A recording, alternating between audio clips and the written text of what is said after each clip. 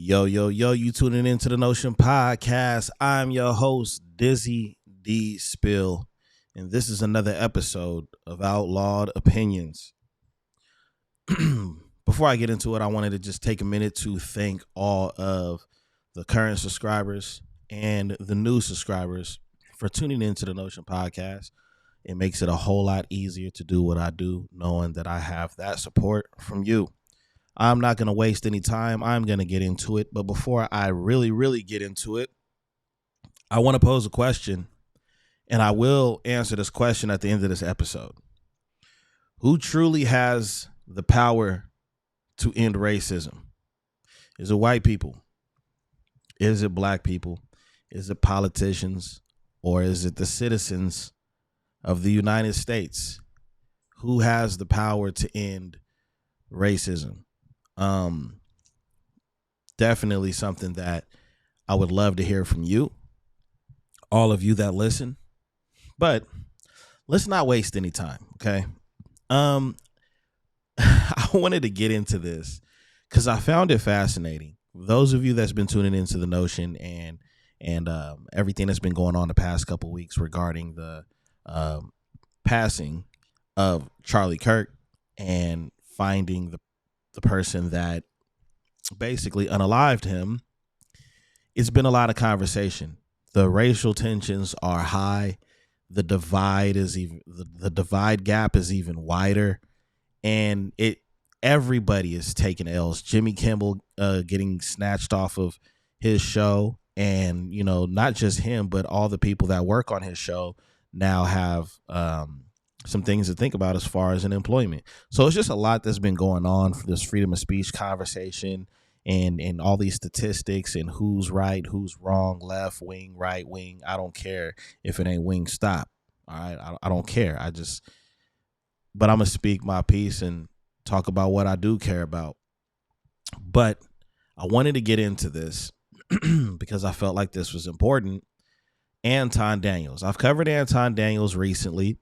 I grouped him in with multiple black content creators that are extremely MAGA, extremely political, and they're very, very strong in their voice as far as in where they stand.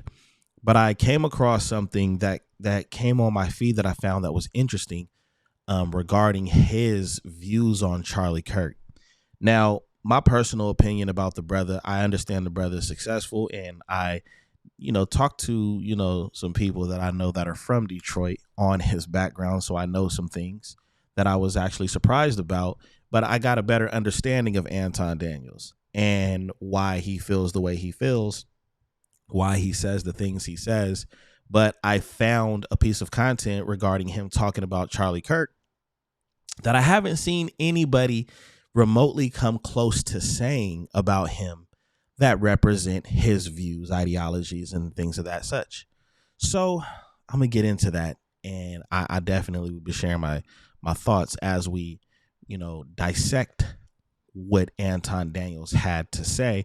And this does speak to the topic of, who has the power to end racism. Okay, so let's get into this whole Anton Daniels, Charlie Kirk thing. But black people in this country specifically have never had the opportunities to bring themselves back up. When you're talking about the destroyment of the black family, that also came with a big chunk of the Reagan administration, which was forever and whatever ago. How is it the government's fault of why dads aren't around? I mean, we could get into the whole, the rhetoric of crack babies and crack drug dealers. But isn't it a decision to take drugs? Oh, no, 100%. So, and it's a decision to commit crimes. Yeah. He is absolutely right. And you'll hear Anton's commentary on this video. Anton put this video out, I believe, 5 months ago. But you will hear the content because the minute he said that Charlie said that it is a it's a person's choice, it's individual choice. That speaks to both sides of the coin in what you're talking about. But let's go a little bit further. Yes. Okay, so the government didn't do that to them. People decided to take drugs. That's true. But do you feel like these populations or these communities... Hold on, wait a minute. One thing that I promised people on the Millionaire Morning Show, I'm going to just keep it 100. The one thing that I promised people on the Millionaire Morning Show was that I was going to 100% be objective. And that is because I am not controlled, I am not paid by, nor am I monetized by anybody other than myself, my own company, YouTube, my sponsorships, which have nothing to do with the Republican Party. And I will preface this by saying, I see what he's saying, but what makes that hard to believe when Anton says that, and the reason why it's hard to believe you, brother, is because you cherry pick a lot in your rebuttal to certain people. And even though this is an old video, I just seen some of his content recently where, and it was regarding Megyn Kelly and Jemele Hill having a back and forth. And I will be covering that as well. But I'll just tell you, he never once critiqued anything that Megyn Kelly said that was disrespectful and that was inappropriate and unprofessional. But he did have that energy for Jemele Hill's rebuttal. Now, I'm not here to spread and promote the man's content, but, you know, for fair use, I definitely wanted to give my commentary on that perspective as far as him saying that, you know, he says he's going to be objective and he's not going to have anything affiliated with things that are connected to the Republican Party and stuff. I got to give pushback on that one. But let's let the brother finish what he's saying. now, I could have cut this part out, right? I could have just sped through and went and got, because I did fast forward it so that I can get to the actual rhetoric, all of the prefacing and, can you be racist? Can you not be racist? We've had that conversation 1,000 times, so I've seen that, right? And I think that Charlie Kirk is a really great debater. And I also align with. That's questionable too. With him saying that he thinks he's a great debater, it's really easy to say that somebody is great that represents what you represent. But here are the facts. The facts is he debates more kids. I mean, Charlie Kirk is some years younger than me, but he debated kids. He debated people that are still in the process of learning. And he's made the excuse of, well, you debate your professors. Well, yeah, those are your teachers.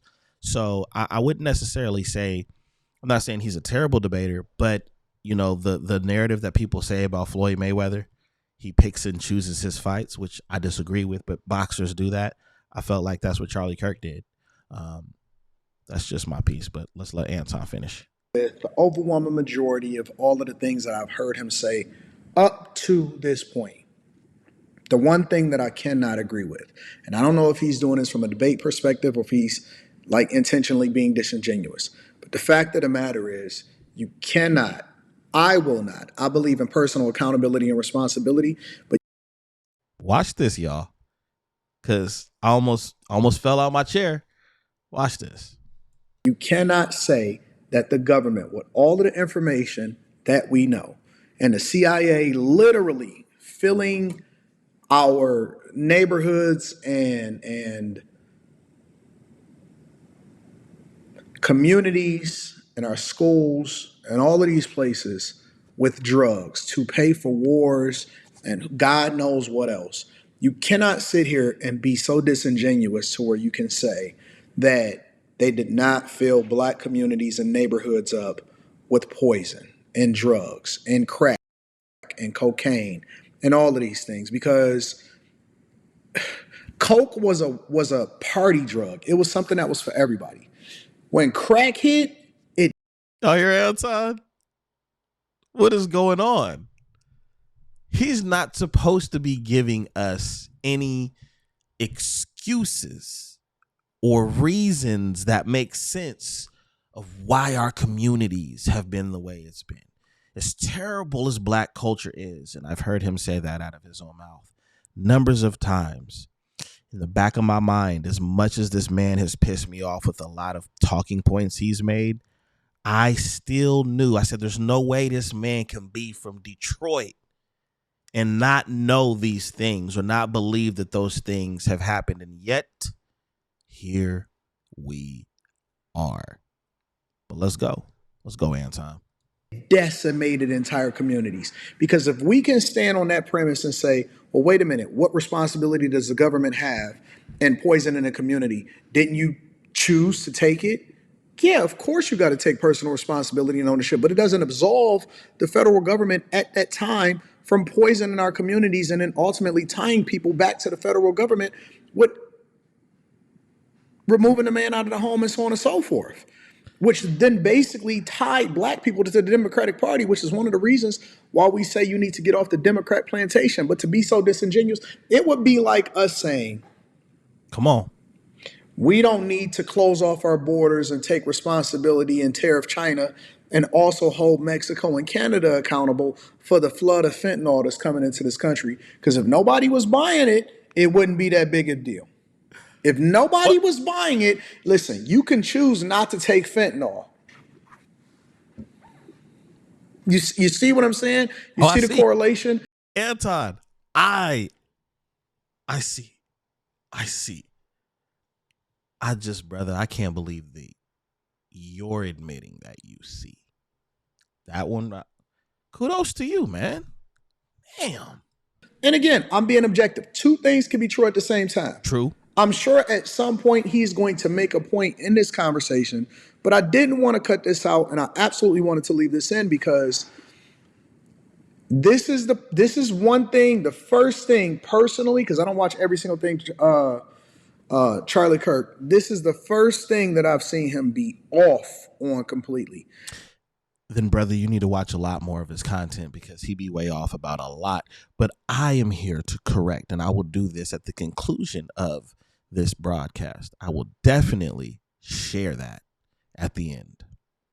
Personal responsibility is absolutely important. At the same time, you cannot be so disingenuous to where you say, well, isn't it your responsibility to not take coke? Absolutely. But it's also the responsibility of the federal government to not put it in front of your face as far as temptation. He's off on that one. Real talk. Straight up. And it doesn't mean that I don't like Charlie Kirk. It doesn't mean that I'm not going to be conservative. It doesn't mean that I'm not Republican. It doesn't have to mean. But he's absolutely positively off on that. And when you poison an entire community, you give another community an advantage over them because what? Now you have an entire generation of crack babies. Yo, there's no way. I'm going to say what everybody else say on the internet when somebody do something that you don't like. That's a clone. That's not Anton Daniels. That's a clone. The real Anton Daniels, something happened. They took him. The Anton Daniels, no, that's not a clone. That's probably the real Anton Daniels. The Anton Daniels we be listening to right now, that's probably the clone.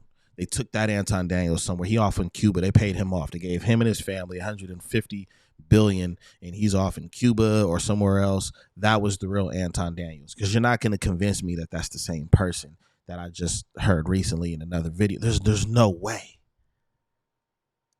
The crazy thing is, he said that's the first time he's ever heard Charlie Kirk be completely off. Well, that's a very, very interesting part of history for somebody to be that informed on history to be that completely off. That means he has to be off about a lot of other things than to be that off, because he is a part of the millennial generation. And Anton, you are Gen X. We are millennials, and millennials are AKA the crack babies. But bruh, I am shocked. Let's see what's going on. Have in statistics. Okay. Well, that video keeps going on and on. But yes, man, I am shocked that Anton even said that. And it's because I've seen and here's the crazy thing. There's a lot of stuff with this guy that I agree with. Things that he says that I agree with about our community and things that has happened in certain narratives. There are, but then there are things that he's completely off with as well. What I think is interesting about this whole scenario is he said that was his first time ever seeing Charlie Kirk off. Brother, that was my first time ever seeing you hold so much accountability in areas that your naysayers have felt like you were tone deaf about. That's what made that interesting. That's a lot of African Americans, activists, hardworking people know the truth about that, which you just said out of your own mouth. And we've been saying that for years. We've been saying that for years. I agree with you wholeheartedly on this one too. I did feel like it was a little unfortunate and it was a little sad that you had to put a disclaimer out when you were making that point. It doesn't mean I'm against the Republican Party. It doesn't mean that I'm against Charlie Kirk. You shouldn't have to say that. This is what a healthy debate and healthy banter sounds like. It doesn't have to be disrespectful. It doesn't have to be it's just your side or it's just your side. All it has to be is people having a conversation with some decorum. And when somebody is wrong, we correct. And we correct so that everybody is on the same page and so that person isn't misinformed. But instead, what you're about to hear on this episode after this point is you're going to hear a whole bunch of disrespect. You're going to hear some truth and you're going to hear some disrespect. Not from me.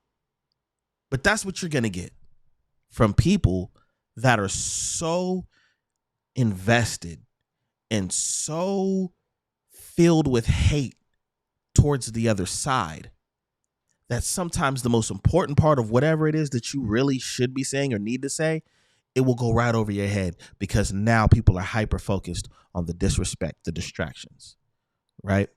Over the emotional responses, another distraction. People in media have a responsibility. There are things that I've been wrong about, and there are things that are currently out that I'm probably wrong about. And if somebody said something in the comments and I see it, I'm going to reply, thanks, I stand corrected.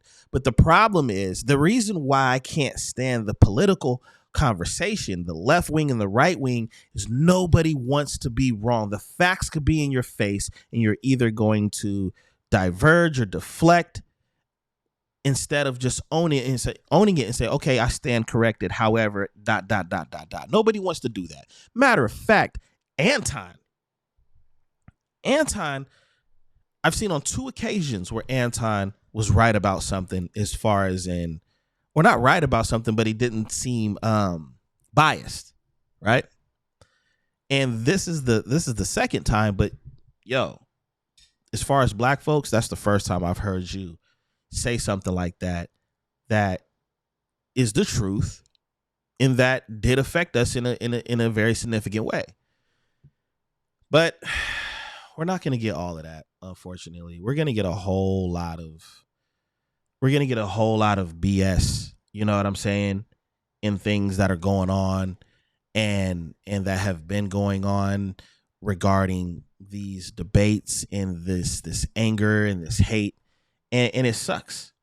But I wanted to share something that I seen from a TikToker. I'm going to try my best to give him his credit because, you know, here on social media, you have so many different people that are saying stuff and they take pages and take content, put their own logo on it to where you don't know where it came from and to promote their brand. And I understand everybody's trying to eat, but sometimes it makes it difficult to give the originator, you know, their props. So let me just drop this in here real quick and let's break this down because this is also under the umbrella of who has the power to end racism. Okay, I'm gonna lay out what the fuck is happening right now because the cognitive dissonance is insane. Before I start this might be a little bit longer, so hit the 2x. But I grew up in the white evangelical church, finally fucking left, but was a worship leader, was a youth leader at one point. And I can tell you exactly why shit is going down the way it is. 2 separate realities are happening right now. There's one reality where those of us with critical thinking, understanding of how systems work, racism, bigotry, all that shit, that's the reality that we're rooted in. That's what's actually happening. The other reality that has been created for white evangelical Christians is what they're stuck in. So as a Christian, you learn about the Old Testament, the New Testament. In the Old Testament, God was violent as fuck, but it gets normalized in a way to you because it was a justified violence that, you know, we're taking cities for God. These cities were evil, so kill every man, woman, and child. Like, that shit's actually in the Old Testament. Then you fast forward to the New Testament, and you have this idea of Jesus, right? Living the perfect life. The Bible talks about Okay, so without losing you guys, he's gonna do a breakdown on what the belief is with the Bible and how a lot of people that are considered right wing will ignore a person's faults and negative behaviors as long as they're still being spiritual and they're doing God's work. And they justify that with the fact that there were sinners that worked with Jesus and there were sinners that spoke the gospel. So he's doing a little bit of a longer breakdown, but I'm going to try to fast forward it a little bit. So let's see where he's at right here. School, but you see white evangelical Christians, white supremacists carry out violence all the fucking time, but it's justified because I can't see other people as human in their full humanity if they do not align with what I stand on, with my beliefs. The Bible talks about there's only one way into heaven, and that's through Jesus Christ. And so when we have people, again, like Donald Trump and Charlie Kirk, if they are preaching this or throwing this shit out there, sticking it to the wall, Christians are going to eat that shit up. And then it clicks in their brain that these men, now mind you, in a Christianity, it goes Jesus, men, everybody else underneath. So when you have these white evangelical men perpetuating these narratives, perpetuating this bigotry, it reinforces their beliefs, reinforces their victimization, reinforces that they will be oppressed because they're standing up for morality and ethics. So it feeds into the cycle of white supremacy, right? There's only one right way. Worship the written word, the Bible. Like the list, you can tie it all together in the list of the core tenets of white supremacy. Yes. And so they operate in this different reality that they have created for themselves, where they can carry out and speak out any type of violence, support it, repent for it, move on with their lives, while simultaneously be the victim if anyone holds them accountable for the fucked up shit that they do. And if you, that was, I found that video interesting because, you know, the stuff that I have been seeing in the name of Mr. Charlie Kirk has this narrative. It's either you're taking his stuff out of context, you know, or he was definitely a Christian. Well, Martin Luther King was a Christian too. And Charlie Kirk didn't really care for him and thought he was a terrible human being. So now what you have is you have all these different sides going back and forth about who's right and who's wrong because of what happened to Charlie Kirk. Now, what doesn't shock me that there's a lot of white people that didn't agree with him and that had their own choice of words for him, just like a lot of black people have been getting criticized. There's been a whole lot of white people that have been saying some harsh things about Mr. Charlie Kirk as well. So I don't want to dive into that and rally that going. But the point is that, you know, the whole narrative that this person was spiritual, this person was a Christian and God-fearing and all of these different things, we still have responsibility. I consider myself a Christian. I grew up in the church. I grew up in the Baptist church, straight up. But at the same time, I understand that Bible, and people like to pick and choose and cherry pick what's going on in the Bible and how you're supposed to follow the Bible. The Bible is an acronym for basic instructions before leaving Earth. Okay. And it says instructions, not instruction, not one thing. There's a plethora of things that you're supposed to do and how you conduct yourself and how you live your life, as well as accepting the fact that Jesus Christ is Lord and Savior.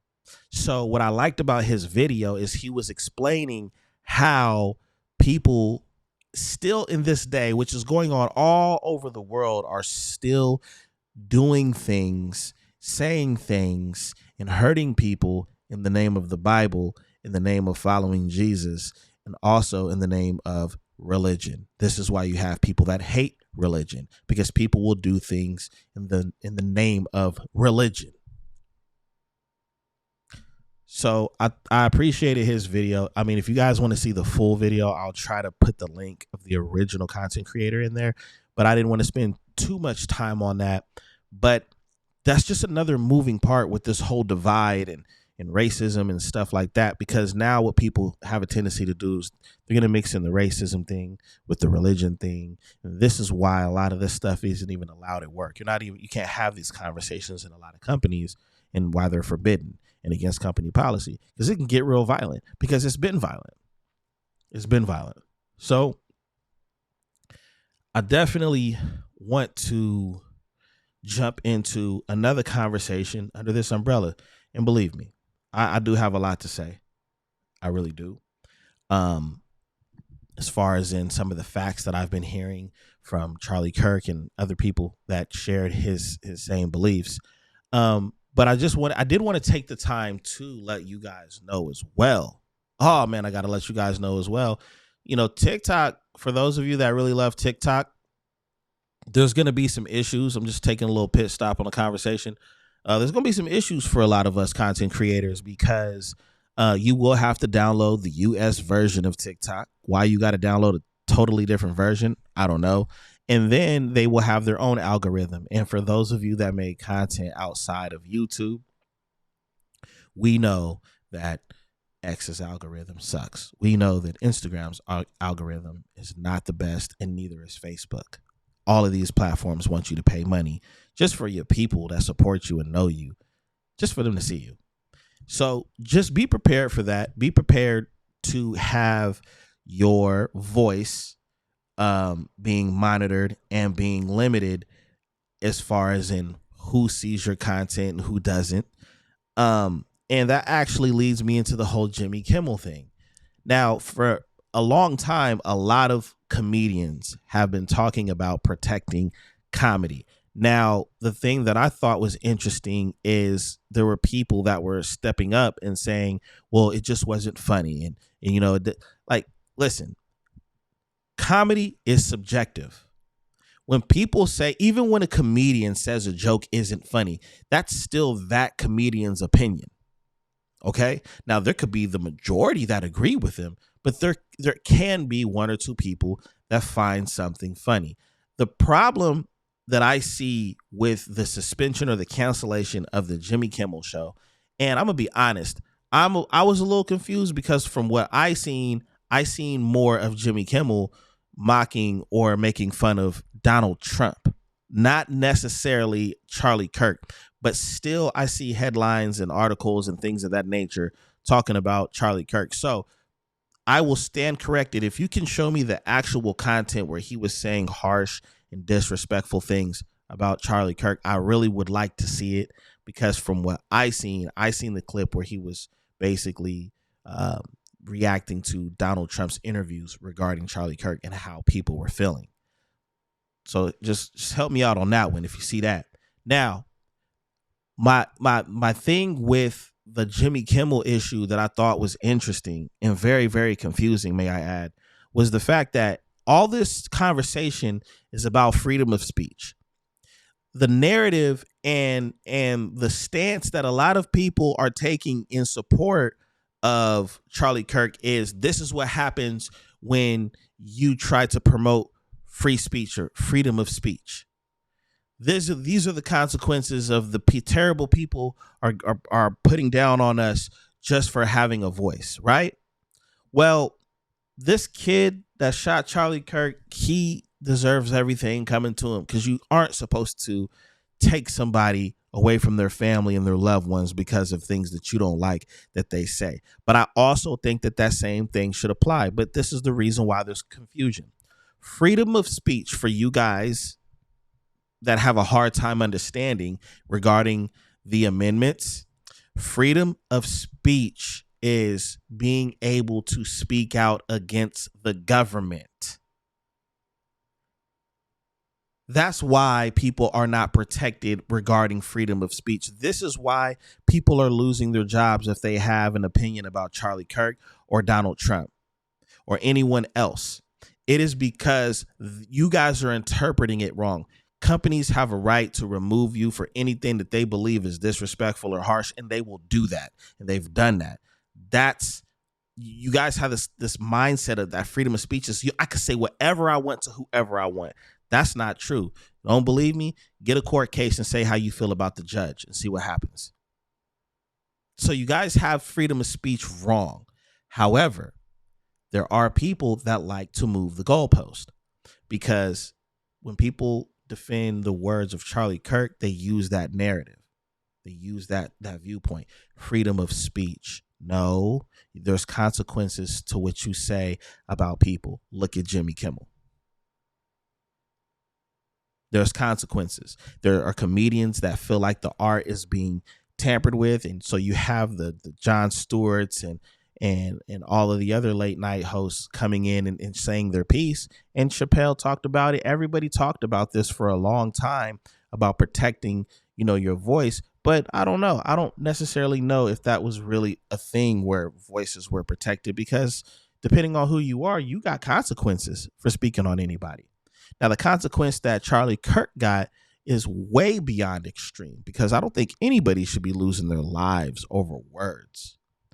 But if you're going to support somebody that spoke things that hurt groups and races of people, if you're going to support that, then you, like I said on my last couple videos, then you got to eat that when it's their turn to speak on how they feel, no matter how you're mourning or what's going on.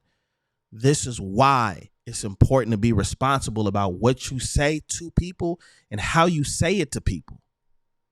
I disagree with a lot of things about Charlie Kirk, but at the end of the day, that man was a father and has kids just like I do, has a wife just like I do. And I don't have to bash the man to show that I disagree with his views and to understand that he lacked a lot of information about me, my people, in the community. And I got Anton Daniels footage to support that. Now, getting that out the way, I think we're starting to have a better understanding of freedom of speech and what it means. And I just hope moving forward that not only are we doing a better job with how we speak about people and how we speak to people and speak to each other, that we're doing a great job and we're setting a good example for the children as well, because the kids are watching us. Sometimes I don't think the adults understand that when they do the things that they do and they say the things that they say. The babies is watching. The babies are watching. What kind of example are we setting? Now, I got to get into this. Miss Megyn Kelly, man, this chick right here, she's interesting. I'm going to just get into it. I do want to play Jemele Hill, speaking of so-called journalists who have it all wrong. Here's this jerk, SOT 15. Of course, as you all know, in the wake of Charlie's murder, there was an incredible amount of angry discourse from the right, blaming the Democrats, blaming liberals, saying, you're the reason this happened. Only to find out, surprise, 22-year-old white dude, love guns, raised by two parents, lived in a good home. Dad is a minister, also a sheriff. Didn't check any of them boxes y'all thought he would check, did he? Okay. First of all, a coat of mascara would be your friend. I'm just going to tell you. That had nothing to do with what the hell she said. See, there are people that actually think that Megyn Kelly is a good person.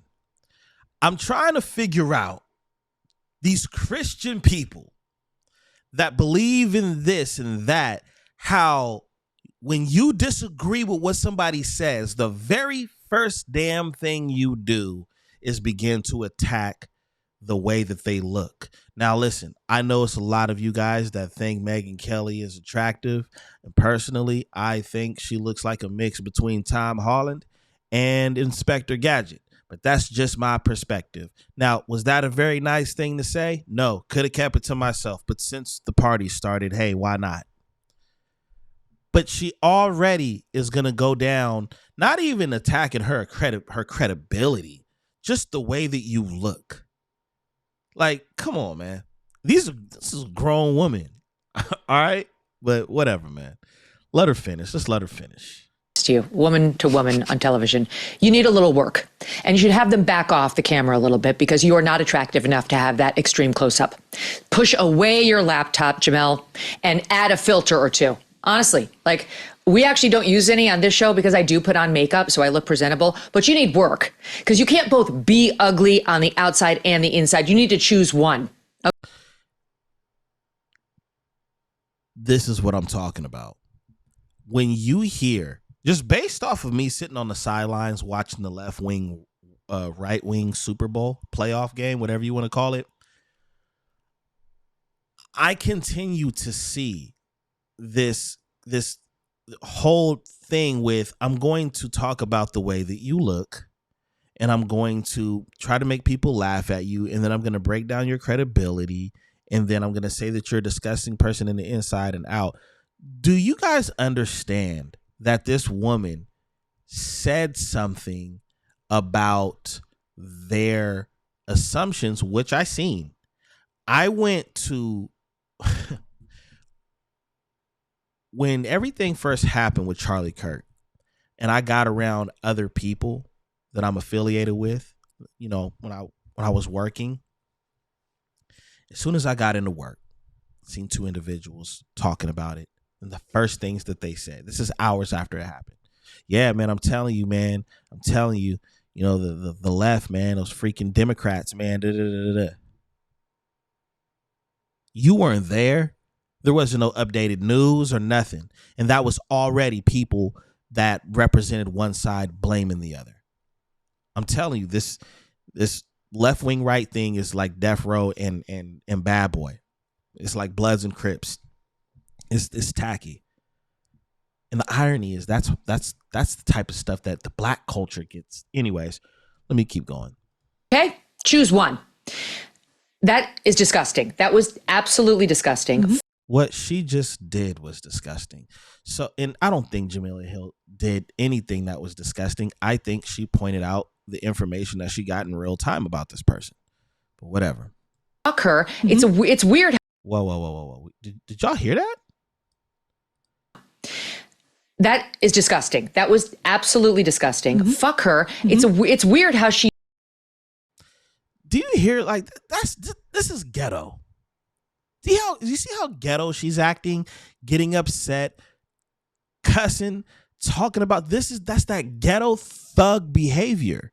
Okay, just where do you get that behavior from? The nastiness, just nasty. Anyways, lost the points about him being a furry loving, trans dating. I don't even know what this guy's fetishes were, but left. Well, obviously she furry loving. I don't know what that means, but the trans dating, I'm guessing that Megyn Kelly. I don't watch a lot of her content. I just know she's popular, and I'm still trying to figure out why. Yeah, just her saying that this person was trans dating, despite what I might believe. It's those type of statements right there where you're putting a jacket on somebody and you're implying something without saying it. That person being trans dating, you stating it like that is basically you saying that person did it because they were trans or they got issues because they were trans, which is wild. I'm just saying. But let her finish this description of this shooter. Leftist ideology infected guy who wrote on his bullets anti-fascist catch and notices bulges OXO, etc. Didn't make her little monologue. You see how mad she is? I'm telling you, man, they be ghetto sometimes, man. Ghetto. Sheesh. Ghetto for real.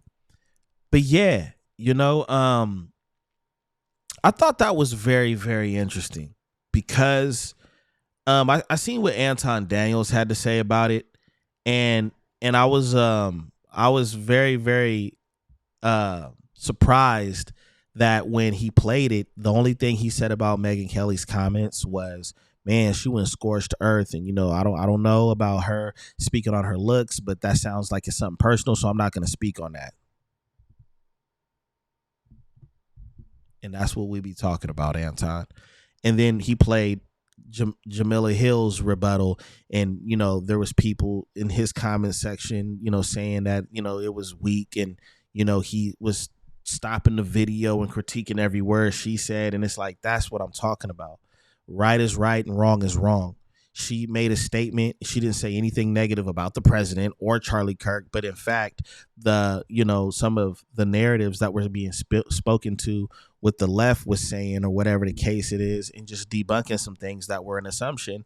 And she's a disgusting person, and she's ugly on the inside and out. And women are, I will agree with Anton on what he said. Women are very, very, very, very nasty towards each other. But at the same time, man, like, that's why people be feeling like stuff is racial. You know what I'm saying? Because the way that woman was talking, like, man, there's nothing in that video you can show me that wouldn't make me believe other than the fact that she hate that woman. Straight up. She hate that woman. You could tell. But it's whatever, man. I'm going to keep rocking. I'm going to keep going because there's so much more that I got to say before I shut it down, man. As far as in what you guys have been hearing so far, what do you think? How do you feel about all of this? Please leave how you feel and what you're thinking about what I'm covering in the likes and in the comment section. You gotta let me know. I don't care if you disagree with me. I'm all about having a respectful conversation. I'm gonna give you the energy you give me, but it is what it is. We got to keep rocking though. Yeah, I thought this one was interesting too, man. This, again, as I'm covering all of this, my biggest question to you guys is, who has the power to end racism? Who is it? What group is it? And what's taking so long? Let's go for it though. I'm very worried for my white daughters because I don't think they're going to have a country anywhere left on this planet in less than a decade where they're not going to be a victim or a target for potential rape or violent crime purely because of the color of their skin. And it is down to white people to finally grow a backbone and stick up for yourselves because you're being genocided. This is from a mixed race man. You are being So apparently Big Dog feels like white people ain't got no backbone, man. Listen, here's the thing. Andrew Tate was very funny to me. And, I seen when he got himself in a situation, which I thought was ironic, him speaking on the safety of women when you're up for question for, transporting women in a very illegal way. But, his white daughters and all of this stuff, dude is a joke at this point. Andrew Tate is not anybody's husband. He's not no father figure. He's not a role model. He's a loudmouth dude that probably got curved for the first 15 years of his life. He gets on here on Piers Morgan. I'm not a huge fan of Piers Morgan either, but he is right when he is right about certain things. But this one right here, this one should be very interesting. Genocided, and you are. That's why I'm here. So you don't think that black people suffer from similar crime? In what way? Do I think black people kill black people? No. Dude just asked your eraser-shaped head ass, do you think black people suffer in the same way? And you act like it didn't register. This dude right here, man, all I'm going to say is that he's too energetic about being a bigot. He's being a super duper bigot right now, but most importantly, he can't even hide the racism, man. It's leaking out the jacket. But go ahead. Let's just. But do you think black people suffer from crime? Do you think they are everybody also suffers from crime? Absolutely. Yeah. But I would argue, and perhaps I'm wrong, but that's never happened before, that you can't even finish a conversation with somebody who says, perhaps I'm wrong, but that's never happened before. Then explain getting locked up because you had some women captive. But you ain't never been wrong before. a black person isn't killed because of the color of their skin. Point you need to stop. If that was true, racism wouldn't exist and wouldn't be a word.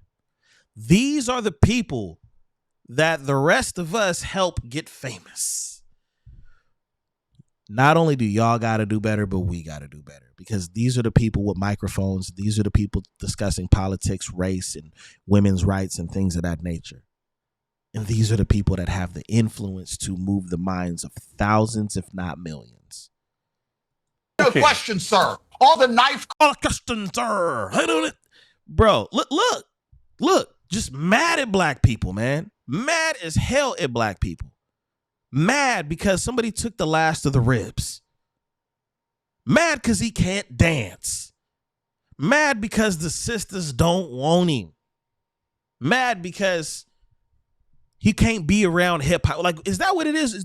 Are you mad at black people because you can't come to the barbecue? Is that what it is, man?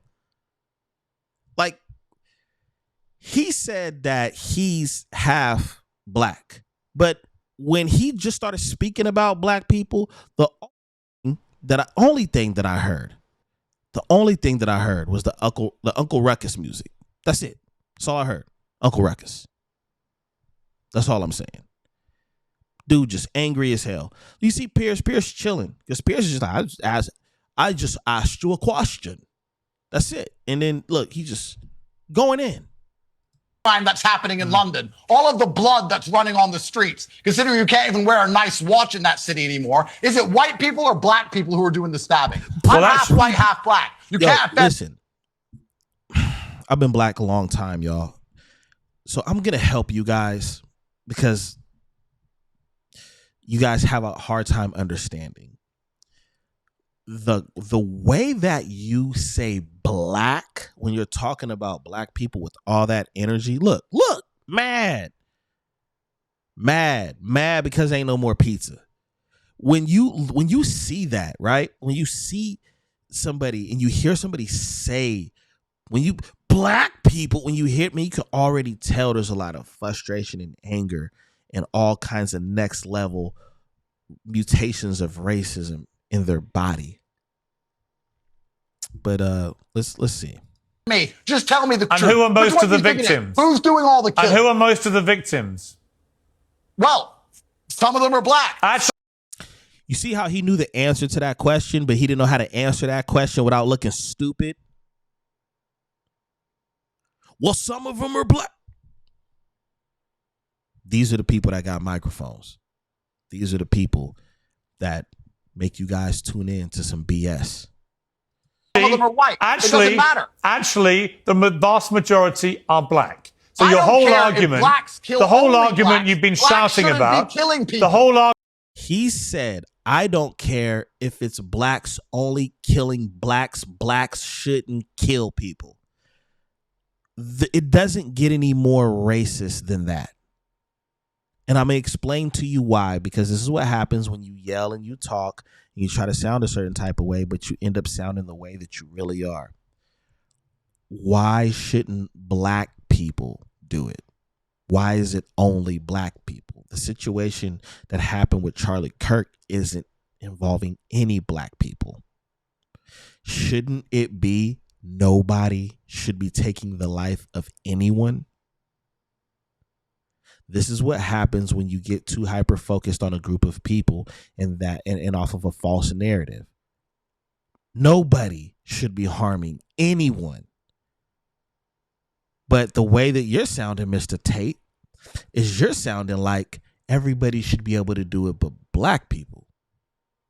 Nah, nobody should be doing it. People should be able to walk around with their new watches on.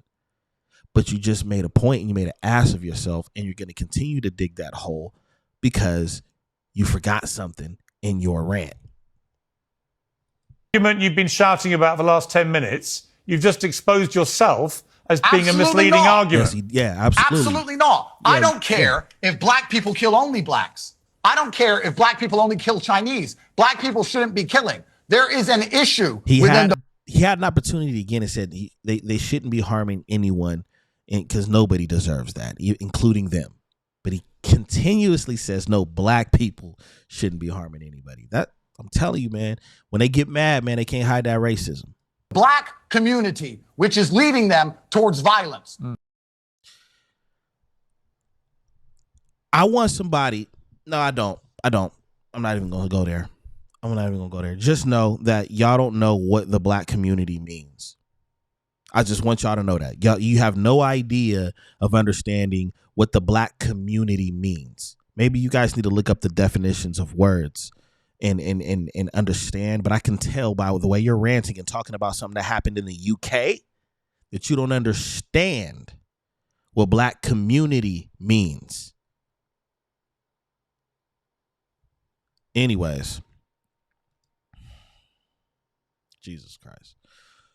I'm going to play some words from Charlie Kirk himself, and I'm going to go ahead and I'm going to wrap this up. All right. So here we go. A clip somewhere that you were trying to get the officer who murdered George Floyd pardoned, and I just want to know what your reasoning was about that. Well, George Floyd didn't die because of the police officer. He died largely because of a drug overdose. But he had his knee on his neck. And we all saw the video. But the knee on the neck is actually an approved police technique that police departments taught Derek Chauvin to use. Do you know that George Floyd was saying, I couldn't breathe, well before that restraining technique? And so why'd they use the technique if he already couldn't breathe?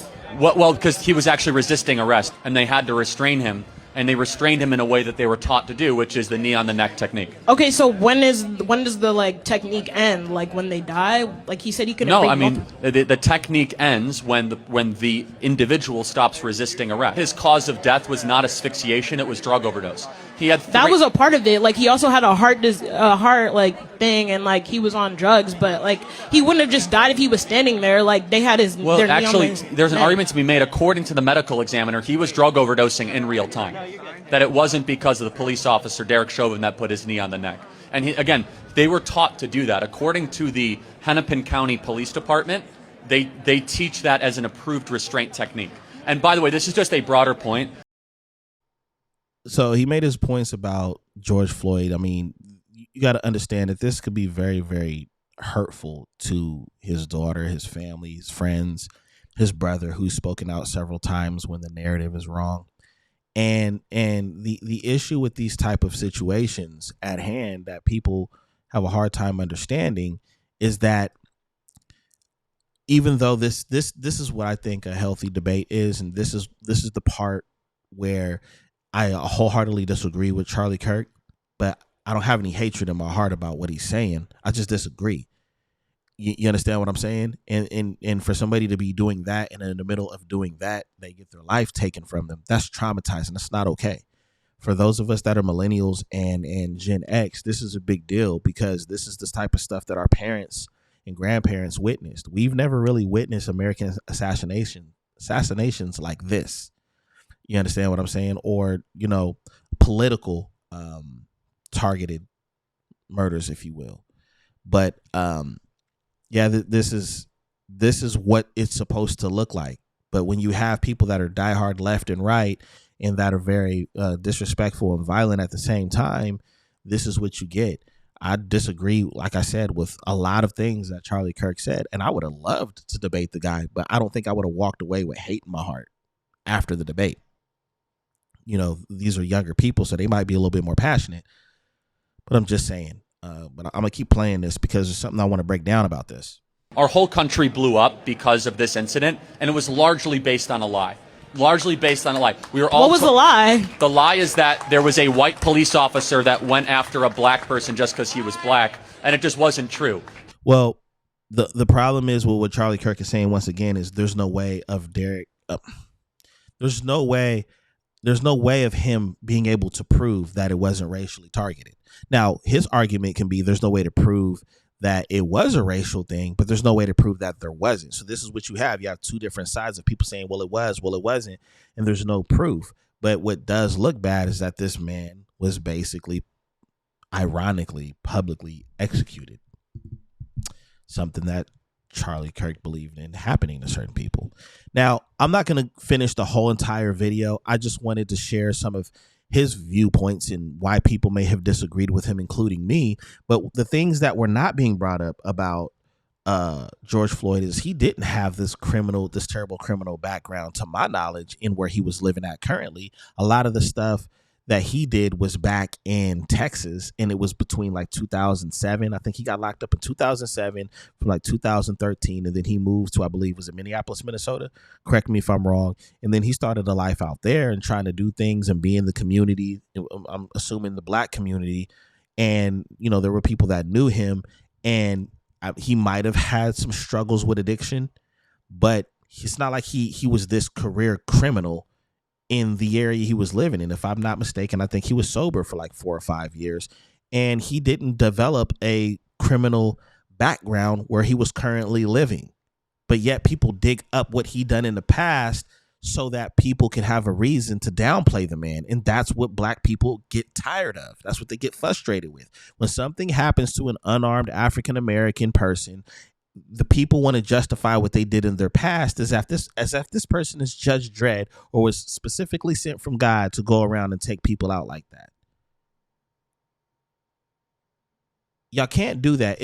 If Charlie Kirk here didn't deserve to lose his life over what people believed he was doing that was wrong, and there's a lot of people that thought he was wrong, then why does somebody deserve to lose their life dealing with a police officer over some things that they did in their earlier part of life?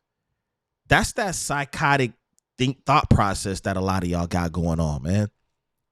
Too political, man. People are too political. So, I have that. And then I have this I wanted to. Young men, the lower their testosterone, the more likely they are to be Democratic. So if you had a daughter and she was 10 and she got raped and she was going to give birth and she would, and she was going to give birth and she was going to live, would you want her to go through that and carry her baby? That's awfully graphic. But it's a real life scenario that happens to many people. The answer is yes, the baby would be delivered. When Blacks in America did not have the same rights they had today, they were less murderous, there was less break-ins. Why is that? So I'm sorry, are you trying to say that Blacks thrive under subjugation? No, I'm not. I'm saying I'm asking you the question. The data shows they were actually better in the 1940s. It was bad, it was evil, but what happened? Something changed. I'm done talking about Epstein for the time being. I'm going to trust my friends, the administration. I actually felt bad for that one because I did agree with Charlie Kirk when I was like, I had some respect when he said, nah, we got to make it right. When they first asked him about the Epstein files, and then somebody in that party in private told him to basically shut up about it. And I respected him for saying, nah, we got to make that right. We need to find that out. But, those are the things that start drawing conspiracy about what's really going on and what really could have happened to this young man. Because, he spoke his mind on all ends, whether you liked it or not. And when he spoke about something that could have been damaging to the party, they even wanted him to be quiet from basically him switching up his tune and, what was asked of him. So, now what I would like to do is I would definitely like to explain to you guys some things before I get out of here. And this is something very, very important to me that I had to do my homework on. All right. And I wanted to break down some narratives that probably the Officer Tatums and the Hodge twins and the Candace Owens and the brother Anton Daniels, thank you for holding us down 5 months ago about Charlie Kirk and what he said. I wanted to break this down to you guys so that you had an understanding of what I decided to do when my attempt to be responsible with facts. Here are some facts about the Black community, Black culture, and all this crime BS that nobody takes the time to break down. Okay? So, this 13.6% of the population of the country, which is held by African Americans, there's a narrative that 50 to 60% of us are violent, right? We make up the most crime and all of this stuff, right? And it's very misleading and it's oversimplified. Let's break down where these numbers come from. Population share. According to U.S. Census estimates, Black Americans make up 13 to 14% of the U.S. population. Crime stats. The FBI's Uniform Crime Reports, UCR, often get cited, particularly for arrests. In some categories like homicide, the percentage of arrest of black individuals is higher than their share of the population, sometimes cited as around 40 to 50% of arrests for homicides, not 60%. The jump to 60% of the all crime / violence is usually a distortion of cherry picking of categories. Arrests and crime. Now, here are arrest data. Arrest data are not the same as actual crime commission. They reflect who gets policed, stopped, and charged. Studies have shown that black communities are more heavily policed, and that leads to higher crime arrests, even for crimes committed at similar rates by other groups, like drug use. Okay, types of crime. The 60% figure lumps together violent crime in particular, especially homicide and robbery. But if you look at white-collar crime, corporate crime, mass shootings, tax evasion, embezzlement, which cause massive damage, those are disproportionately committed by non-black Americans, but often left out of the 13/60% talking point. Now, we're going to break down some context behind the numbers. Sociologists point out that crime correlates much more strongly with poverty, neighborhood disinvestment, and systemic inequality that other than race itself, okay?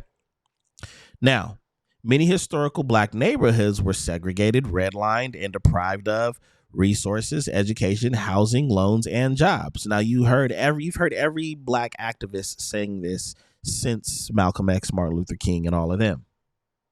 Now, when you compare poor black communities to poor white communities, the crime patterns look much more similar, which is what you never hear these folks do when they keep talking about the black community.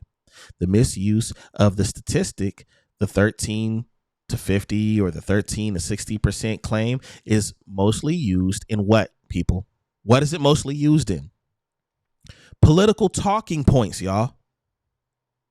Political talking points point black people out as inherently criminal. We know this. And this is why I'm breaking all of this stuff down and reading it to you. But the data really shows that disparities that are tied to the social conditions, police practices, and historical systemic racism, not biology or group culture. So the bottom line, black Americans do not make up 60% of the crime. That stat being repeated comes from arrest data, often focused on specific categories of violent crime and ignores broader contexts like policing disparities, types of crime excluded, and socioeconomic conditions. It's a misleading narrative that doesn't reflect the full truth. Now, I'm going to break down some FBI and DOJ findings. I'll kind of cherry pick through some of these notes right here. Here we go. Population versus arrest, 2019 UCR table 43. In 2019, 69.4% of all people arrested were white. 26.6% of arrests were of black or African American individuals. Other races made up about 4.0% of arrests. You got that? All right. Let's bust down even more. Violent crime / non-fatal violent crime arrests 2018. According to DOJ / BJS reports for 2018, black people were overrepresented amongst the arrests for non-fatal violent crimes, which include things like robbery, aggravated assault, and etc. They made up 33% of the arrests for non-fatal violent crimes, which their population shares was about 13%. You see what I'm saying? But do you see what I'm saying? How they can inflate that number? White people were underrepresented in a specific category compared to the population share in the U.S. They are 60%, but had fewer arrests proportionally in non-fatal violent crimes than their share of population would suggest. Now, juvenile arrests. For juvenile in 2019, 62.5% of arrested youth were white. 33.9% were black. 3.6% were other races. This is what the data doesn't support, y'all, and this is what y'all need to understand. The data does not support the idea that black people commit 60% of all crime. There's no credible data source that shows that that figure across all or even the majority of the categories. The data often cited in the 60% claim seems to overstate or misrepresent specific subsets like certain violent crime categories or specific city level data and generalize them broadly. The reason why I had to read this to you guys after getting on the internet and pulling this information up is because people are speaking on this stuff like they have the numbers. Now you know why you don't have the stats, because there's no data that can support the claims that these people are making. Understand that. Understand that. But based off of these stats, it's not even about saying, no, it's actually white people or this, that, and the other. It's just not us. It's just not us. Now, I asked the question at the beginning of this episode. What group has the power to end racism? I believe that's what I asked, right? Let me make sure. Let me be accurate as possible. Who truly has the power to end racism? Well, people, I think society has the power to end racism. And society is too confused, too corrupt, too hurt, too confused, too misinformed to fix that problem. So it'll be there during our time. It'll be there during my children's time. It'll be there during my grandchildren's time, because society needs a serious overhaul. And I don't know how that's going to fix it. I mean, there's a war on tech. There's a war with AI. There's a war with black and white. There's a war with left and right. It's all over the place. But what I will say to my black people, get to work.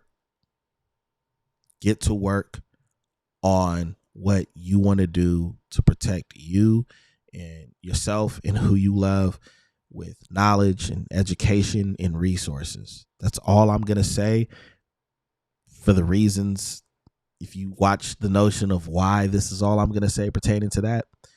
Society has the power to end it, but collectively it's virtually impossible, because there's just too many different distractions and too much fan in the fire.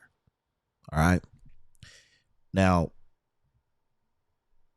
black folks, during these times, I think we need to do a more productive job at letting people do what they do and say what they say and just quietly going to work. I know it's cool to make content about certain political things and racial things. It's exhausting. I'm exhausted now giving my commentary and going back and forth about all of this stuff. But what I will say and what I will explain to y'all is that we are not what they say. I just read you the numbers to prove it. We're not even remotely close to what they say. So now we can move along and continue being the decent people we really are. I definitely want to hear what you guys have to say. Please share your thoughts.